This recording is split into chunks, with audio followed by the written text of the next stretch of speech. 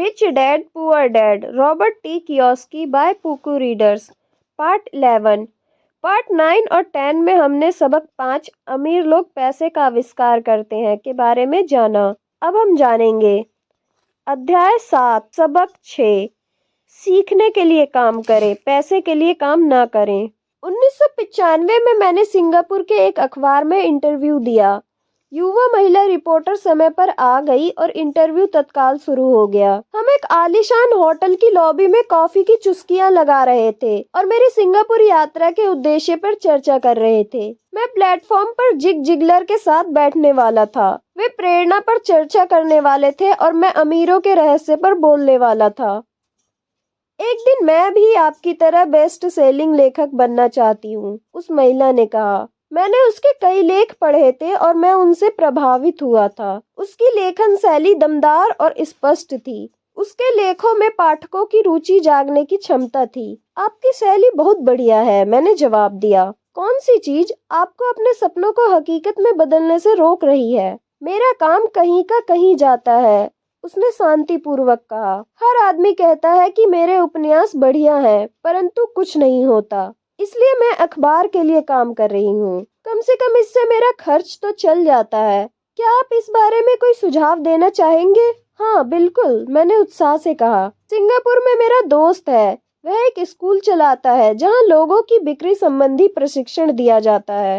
वह सिंगापुर में कई चोटी के कॉरपोरेशन के लिए सेल्स ट्रेनिंग कोर्स चलाता है और मैं समझता हूँ कि उसके कोर्स में शामिल होने से आपका करियर बहुत ज्यादा विकसित हो जाएगा। उसका शरीर सख्त हो गया।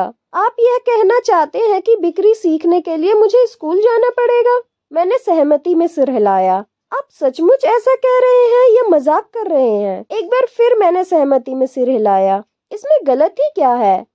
मैं अब अपने शब्द वापस लेना चाहता था। उसे मेरी किसी बात से बुरा लग गया था और अब मैं सोच रहा था कि कितना अच्छा होता अगर मैंने उसे कुछ भी सुझाव नहीं दिया होता। उसकी मदद करने की कोशिश में अब मैं खुद के सुझाव की रक्षा करता नजर आ रहा था। मेरे पास अंग्रेजी साहित्य में मास्टर्स डिग्री है। मैं सेल्समैन बनना सीखने के लिए स्कूल क्यों जाऊं? मैं एक प्रोफेशनल हूँ। मैं एक प्रोफेशन में प्रशिक्षित होने के लिए स्कूल गई थी ताकि मुझे सेल्समैन ना बनना पड़े। मैं सेल्समैनों से नफरत करती हूँ। उन्हें केवल पैसा चाहिए होता है। तो आप मुझे बताइए कि मैं सेल्स का अध्ययन क्यों करूं? अब वह अपना ब्रीफकेस ताकत से बंद कर रही थी। इंटरव्यू खत्म हो गया था। कॉफी टेबल पर मेरी एक बेस्ट सेलिंग पुस्तक रखी हुई थी। मैंने उसे उठाया और उस महिला द्वारा लिखे गए नोट्स को भी अपने दूसरे हाथ में रखा। क्या आप इसे देख सकती हैं? मैंने उसके नोट्स की तरफ इशारा किया। उसने अपने नोट्स पर नजर डाली। क्या? उसने उलझन में कहा। एक बार फिर मैंने उसके नोट्स की तरफ जानबूझकर इशारा किया। उसके पैड पर उसने लिखा था रॉबर्ट कियोस्की, बेस्ट सेलिंग लेखक। यहाँ पर बेस्ट सेलिंग लेखक लिखा हुआ है, न कि बेस्ट राइटिंग लेखक। उसकी आंखें तत्काल फैल गई। मैं बहुत बुरा लेखक हूँ। आप बहुत बढ़िया लेखिका हैं। मैं सेल्स स्कूल गया हूँ। आपके पास मास्टर्स डिग्री है। दोनों को इकट्ठा कर लें और आप एक बेस्ट सेलिंग लेखिका और बेस्ट राइटिंग लेखिका बन सकती हैं। उसकी आंखों में गुस्सा था। मैं कभी इतनी नीचे नहीं गिरूंगी कि बिक्री सीखने के लिए प्रशिक्षण लूं। आप जैसे लोगों को तो लिखना ही नहीं चाहिए। मैं एक प्रोफेशनल लेखिका हूँ और आप एक सेल्समैन हैं। यह सही नहीं है। उसने अपनी बाकी के नोट्स भी समेट लिए और वह सिंगापुर की उस नम सुबह में तेजी से बाहर चली गई। कम से कम उसने अगले दिन मुझे एक अच्छा कवरेज दिया। दुनिया स्मार्ट, गुणी, प्रशिक्षित और प्रतिभा संपन्न लोगों से भरी हुई है। हम उनसे हर दिन मिलते हैं। वे हमारे चारों तरफ हैं। कुछ दिनों पहले मेरी कार में कुछ गड़बड़ आ गई थी। मैं एक गैरेज में गया और युवक मैकेनिक ने उसे कुछ मिनटों में ही ठीक कर दिया। इंजन की आवाज सुनकर ही उसे समझ आ गया था कि गड़बड़ कहाँ है। मैं हैरान था। दुखद सच तो यह है कि प्रतिभा भी पर्याप्त नहीं होती। मुझे लगातार यह देख देख कर झटका लगता है कि प्रतिभा संपन्न लोग कितना कम कमा पाते हैं। मैंने अभी हाल ही में सुना है कि 5% से भी कम अमेरिकी एक साल में $1 लाख से ज्यादा कमा पाते हैं। मैं ऐसे प्रतिभाशाली और उच्च शिक्षित लोगों से मिला हूँ जो एक साल में $20,000 से भी कम कमा पाते हैं। मेडिकल व्यवसाय में विशेषज्ञता रखने वाले एक व्यावसायिक सलाहकार मुझे बता रहा था कि कितने डॉक्टर, दंत चिकित्सक और दूसरे लोगों की समस्या से जूझ रहे हैं, और मेरी सोच यह थी कि एक बार डॉक्टर बनने के बाद तो पैसा उसके घर बरसने लगता होगा। इस व्यावसायिक सलाहकार ने मुझे एक बढ़िया वाक्य दिया, वे भारी दौलत से सिर्फ एक दक्षता दूर है। इस वाक्य का यह मतलब है कि ज्यादातर लोगों को केवल एक और दक्षता सीखने की जरूरत होती है और इसके बाद उनकी आमदनी अपने आप बहुत ज्यादा बढ़ जाएगी। मैं यह पहले ही बता चुका हूँ कि फाइनेंशियल बुद्धि, अकाउंटिंग, निवेश, मार्केटिंग और कानून का समन्वय है।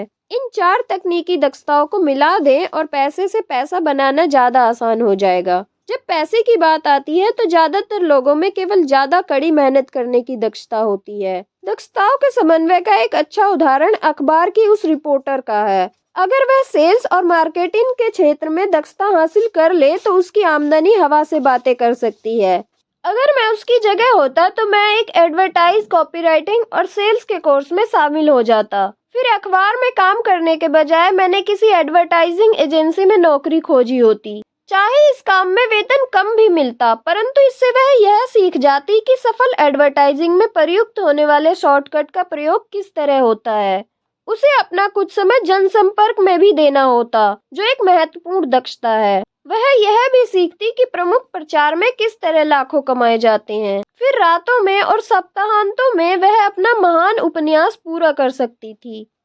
जब वह पूरा हो जाता तो वह अपनी पुस्तक को बेचने के लिए ज्यादा अच्छी स्थिति में होती। फिर कुछ ही समय में वह एक बेस्ट सेलिंग लेखिका हो सकती थी। जब मैंने अपनी पहली पुस्तक if you want to be rich and happy don't go to school छपवाई तो एक प्रकाशक ने यह सुझाव दिया कि मैं शीर्षक को बदलकर द इकोनॉमिक्स ऑफ एजुकेशन कर दूं। मैंने प्रकाशक से साफ कह दिया कि इस तरह के शीर्षक से पुस्तक की कुल 2 प्रतियां ही बिकेंगी। एक तो मेरा परिवार खरीदेगा और दूसरा मेरा सबसे अच्छा दोस्त। यह है कि वे दोनों ही इसे मुफ्त में पाने की आशा करेंगे। If you want to be rich and happy don't go to school शीर्षक को जानबूझकर चुटीला बनाया गया था, क्योंकि मैं जानता था कि ऐसा करने से इसे अत्यधिक प्रचार मिल जाएगा। मैं शिक्षा का समर्थक हूँ और शिक्षा के सुधार में विश्वास करता हूँ, अन्यथा मैं अपने पुरातन पंथी शिक्षा तंत्र को बदलने की बार बार मांग क्यों करता। इसलिए मैंने एक ऐसा टाइटल चुना जो टीवी और रेडियो शो पर ज्यादा प्रचारित हो सकता था, सिर्फ इसलिए क्योंकि मैं विवादास्पद होने से नहीं डरता। कई लोगों का विचार था कि मैं कोई फ्रूट केक था, परंतु पुस्तक बिकी और बहुत बिकी। जब मैं यूएस मर्चेंट मरीन एकेडमी से 1969 में ग्रेजुएट हुआ तो मेरे पढ़े लिखे डैडी खुश हुए। स्टैंडर्ड ऑयल ऑफ कैलिफोर्निया ने मुझे अपने ऑयल टैंकर फ्लीट में काम दे दिया। मैं 3rd मेट था और हालांकि मेरी तनख्वाह मेरे सहपाठियों की तुलना में कम थी, परंतु कॉलेज के बाद पहले काम के हिसाब से ठीक थी। मेरी शुरुआती तनख्वाह $42,000 प्रति वर्ष थी, जिसमें ओवर टाइम भी शामिल था और मुझे केवल 7 महीने काम करना पड़ता था। बाकी के 5 महीने मेरी छुट्टियां होती थी। अगर मैं चाहता तो मैं एक सहायक शिपिंग कंपनी के साथ वियतनाम जा सकता था और अपनी 5 महीने की छुट्टियों के बदले अपनी तनख्वाह दुगनी कर सकता था। मेरे सामने एक बहुत बढ़िया करियर था, परंतु मैंने 6 महीने बाद ही इस्तीफा दे दिया और मरीन कॉर्प्स में भर्ती हो गया ताकि मैं हवाई जहाज उड़ाना सीख सकूं। मेरे पढ़े लिखे डैडी का दिल टूट गया। अमीर डैडी ने मुझे बधाइयां दी। स्कूल और नौकरी में विशेषज्ञता का विचार एक लोकप्रिय विचार है, यानी कि ज्यादा धन कमाने के लिए या प्रमोशन हासिल करने के लिए आपको विशेषज्ञता हासिल करने की जरूरत है। इसलिए मेडिकल डॉक्टर्स तत्काल बाल रोग विशेषज्ञ या अस्थि रोग विशेषज्ञ जैसी विशेषज्ञता हासिल करने में जुट जाते हैं। यही अकाउंटेंट्स, आर्किटेक्ट्स, वकीलों, पायलटों और बाकी लोगों के बारे में सही है। मेरे पढ़े लिखे डैडी इसी विचारधारा में विश्वास रखते थे, इसलिए वे डॉक्टरेट मिलने के बाद रोमांचित हो गए थे। वे अक्सर यह मानते थे कि स्कूल में ऐसे लोगों का सम्मान किया जाता है जो कम से कम चीजों के बारे में ज्यादा से ज्यादा पढ़ते हैं। अमीर डैडी मुझे इसका ठीक उल्टा करने के लिए प्रोत्साहित करते थे। आपको हर चीज के बारे में थोड़ा थोड़ा पता होना चाहिए, यह उनका सुझाव था। इसलिए मैंने उनकी कंपनी में कई विभागों में सालों तक काम किया। कुछ समय के लिए मैंने उनके अकाउंटिंग डिपार्टमेंट में काम किया। हालांकि मैं कभी अकाउंटेंट नहीं बन सकता था, परंतु वे चाहते थे कि मैं उस विभाग में रहकर उसके बारे में मोटी मोटी बातें समझ लूं। अमीर डैडी जानते थे कि मैं वहाँ की शब्दावली को पकड़ लूंगा और यह भी समझ लूंगा कि क्या महत्वपूर्ण है और क्या नहीं। मैं एक बस बॉय और कंस्ट्रक्शन वर्कर के रूप में भी काम कर चुका हूँ और सेल्स, रिजर्वेशन और मार्केटिंग में भी। वे मुझे और माइक को सीढ़ी दर सीढ़ी सिखा रहे थे। इसलिए वे चाहते थे कि हम लोग उनके बैंकर्स, वकीलों और अकाउंटेंट्स और ब्रोकर के साथ बैठकों में भाग लें। वे चाहते थे कि हम लोग उनके साम्राज्य के हर पहलू के बारे में थोड़ी बहुत जानकारी रखें। जब मैंने स्टैंडर्ड ऑयल की अच्छी तनख्वाह वाली नौकरी छोड़ी तो मेरे पढ़े लिखे डैडी ने मुझसे दिल खोलकर बातें की। उन्हें कुछ समझ में नहीं आ रहा था। वे मेरे निर्णय के पीछे के कारण को नहीं समझ पा रहे थे, क्योंकि जिस नौकरी में मैंने इस्तीफा दिया था उसमें तनख्वाह अच्छी थी, फायदे बहुत थे, खाली समय भी बहुत मिलता था और प्रमोशन के अच्छे अवसर थे। जब एक शाम को उन्होंने मुझसे पूछा, तुमने नौकरी क्यों छोड़ दी, तो मैं 1 लाख कोशिश करने के बाद भी उन्हें इसका कारण नहीं समझा सका। मेरे तर्क उनके तर्क के दायरे में फिट नहीं हो पा रहे थे।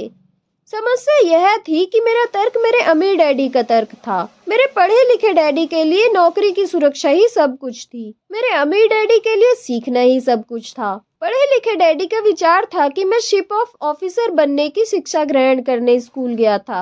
अमीर डैडी जानते थे कि मैं अंतर्राष्ट्रीय व्यापार के अध्ययन के लिए स्कूल गया था।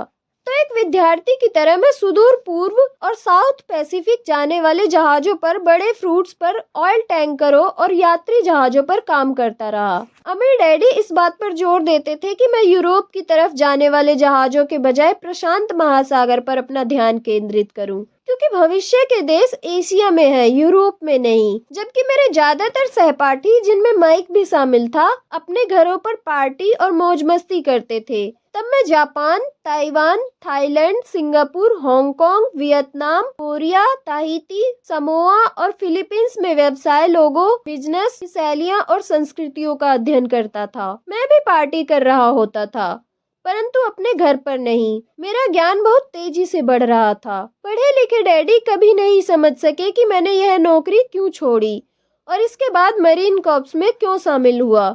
मैंने उन्हें बता दिया कि मैं जहाज उड़ाना सीखना चाहता हूँ, परंतु मैं वास्तव में टूप का नेता बनना सीखना चाहता था। अमीर डैडी ने मुझे बता रखा था कि कंपनी चलाने का सबसे कठिन काम था लोगों से काम लेना। उन्होंने 3 साल तक सेना में काम किया था। मेरे पढ़े लिखे डैडी ने कभी ऐसा नहीं किया था। अमीर डैडी ने मुझे बताया कि खतरनाक परिस्थितियों में किस तरह लोगों का नेतृत्व किया जाए। तुम्हें जो अगली चीज सीखनी चाहिए वह है नेतृत्व। उन्होंने कहा, अगर आप एक अच्छे नेता नहीं हैं तो आप पर पीछे से भी गोली चलाई जा सकती है, जैसा बिजनेस में किया जाता है। 1973 में वियतनाम से लौटने पर मैंने कमीशन से इस्तीफा दे दिया। हालांकि मैं जहाज उड़ाना पसंद करता था। मैं जेरोक्स कंपनी में काम करने लगा। मैंने इसमें एक वजह से नौकरी की थी और नौकरी के फायदे वह वजह नहीं था।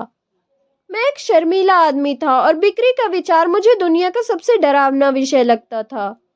जिरोक्स अमेरिका में सेल्स ट्रेनिंग प्रोग्राम में बहुत बढ़िया कंपनी मानी जाती थी। अमीर डैडी को मुझ पर गर्व था। मेरे पढ़े लिखे डैडी को मुझ पर शर्म आती थी। एक बुद्धिजीवी होने के नाते वे सोचते थे कि सेल्समैन उनके नीचे के स्तर के होते हैं। मैंने जेरोक्स में 4 साल तक काम किया, जब तक कि मुझे दरवाजे खटखटाने और अस्वीकार कर दिए जाने के डर से मुक्ति नहीं मिल गई। एक बार मैं विक्रय में चोटी के 5 लोगों में लगातार आने लगा तो मैंने एक बार फिर इस्तीफा दे दिया और आगे बढ़ गया। एक बार फिर मैंने एक अच्छी खासी कंपनी के साथ अपना बढ़िया करियर छोड़ दिया था। 1977 में मैंने अपनी पहली कंपनी खोली। अमीर डैडी ने मुझे और माइक को कंपनियां चलाने का प्रशिक्षण दे रखा था, तो अब मुझे उन्हें स्थापित करना ही सीखना था। मेरा पहला उत्पाद था नायलॉन और वेलक्रो का वॉलेट, जो फार ईस्ट में बनता था और समुद्री जहाज से न्यूयॉर्क में एक वेयर हाउस तक आता था।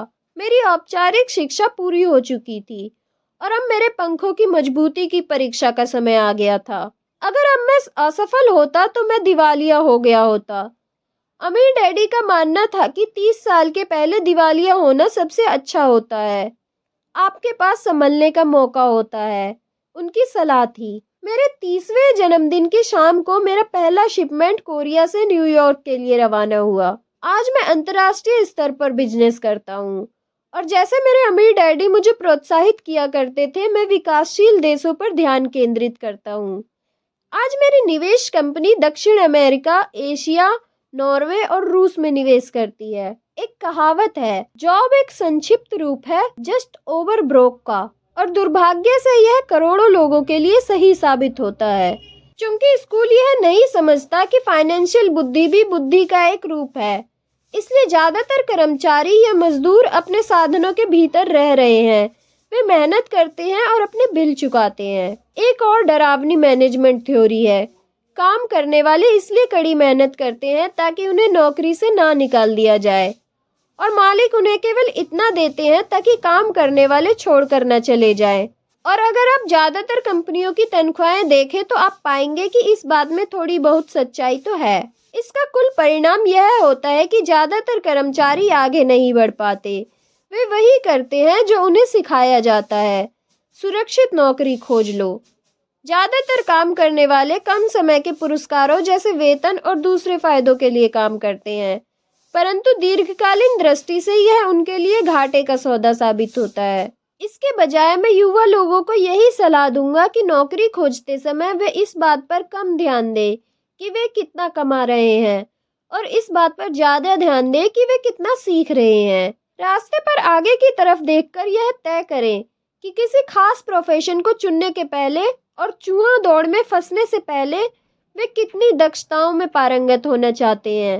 एक बार लोग बिल चुकाने की आजीवन प्रक्रिया में फंस जाते हैं तो वे छोटे हैमस्टर की तरह धातु के छोटे पहियों के चारों तरफ घूमते रहते हैं। उनके छोटे पैर तेजी से घूमते हैं, पहिए भी तेजी से घूमते हैं, परंतु आने वाले कल में भी वे उसी पिंजरे में रहेंगे, नौकरी। जंत्री मैगवायर फिल्म में टीम क्रूज का बहुत बढ़िया रोल था और इस फिल्म में कई बहुत जोरदार संवाद थे। शायद सबसे यादगार लाइन थी, मुझे पैसा दिखाओ। परंतु एक और लाइन थी जो मेरे हिसाब से ज्यादा सच्ची थी। यह उस दृश्य में थी जहां टीम क्रूज फर्म छोड़कर जा रहा है, उसे नौकरी से निकाल दिया गया है और वह पूरी कंपनी से पूछता है, मेरे साथ कौन आना चाहता है? और सब लोग मौन और स्तब्ध हैं। केवल एक औरत बोलती है, मैं आना तो चाहती हूँ परंतु मेरा 3 महीने में प्रमोशन होने वाला है। यह वाक्य शायद पूरी फिल्म का सबसे सच्चा वक्तव्य है। यह उस तरह का वक्तव्य है जो बिल चुकाने के लिए मेहनत करने वाले लोग हमेशा इस्तेमाल करते हैं। मैं जानता हूँ कि मेरे पढ़े लिखे डैडी हर साल तनख्वाह बढ़ाने की आशा लगाए रखते थे और हर साल उन्हें निराशा होती थी, इसलिए वे फिर से स्कूल जाकर और ज्यादा योग्यताएं हासिल करते थे ताकि उन्हें एक और वेतन वृद्धि मिल सके। परंतु एक बार फिर उन्हें निराशा ही हाथ लगती थी। मैं अक्सर लोगों से यह सवाल पूछता हूँ, रोजमर्रा की यह गतिविधि आपको कहाँ ले जा रही है? छोटे हैमस्टर की तरह लोगों को यह देखना चाहिए कि उनकी कड़ी मेहनत का नतीजा क्या निकल रहा है, उनका भविष्य कैसा होगा। पार्ट में आज के लिए इतना ही। आगे का जानने के लिए चैनल के साथ बने रहे। चैनल पर हर रोज सीरीज की एक वीडियो शाम 5 बजे तक अपलोड की जाती है।